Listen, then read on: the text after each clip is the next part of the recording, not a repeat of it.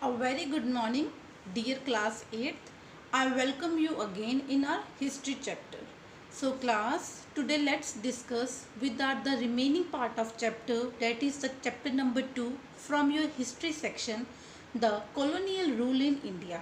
Here in this chapter we had already discussed about the European traders, regarding the Vasco da Gama, and regarding the English East Indian Company, and regarding the conquest of the Bengal. So now let's discuss with our another topic, that is the Battle of Parsley. So class, this is a very important topic. If we can talk about the Battle of Plassey, here in the year 1757, the armies of the company and the Nawab of Bengal clashed in the Battle of Plassey.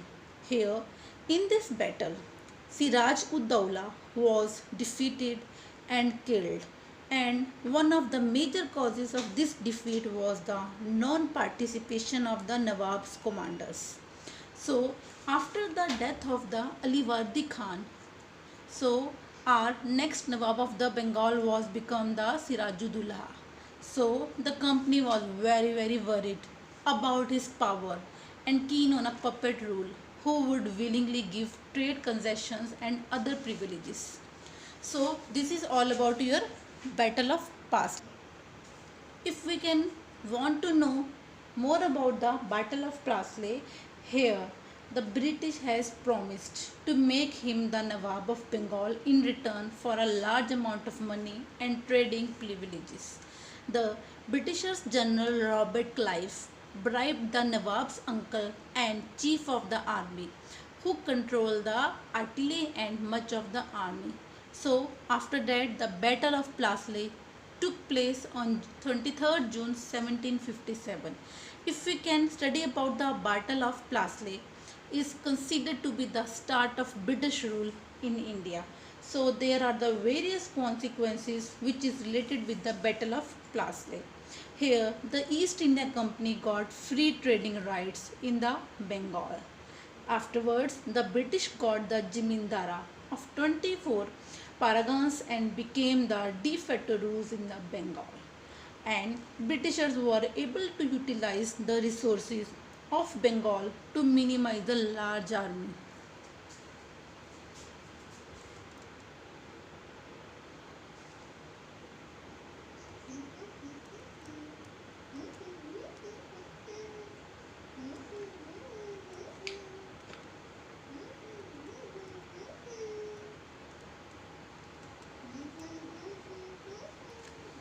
बोलना मतलब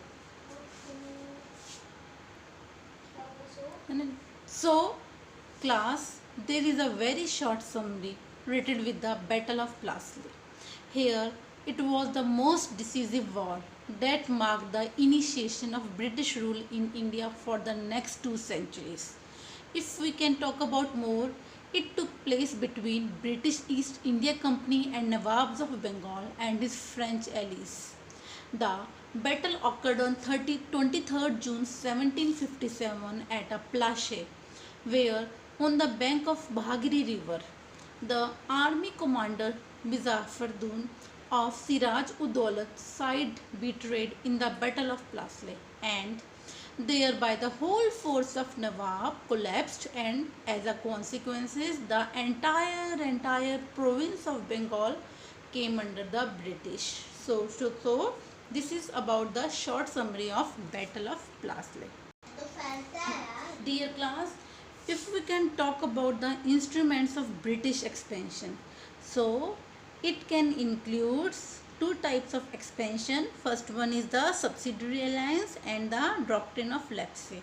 So let's first discuss about the doctrine of Leipzig. Basically, it is related with the Lord Dalhousie, who came to India as a Governor General in 1848. He used this policy as a means of extending the British rule. In India, every Hindu has a right to adopt a male child as his/her in the absence of a natural heir.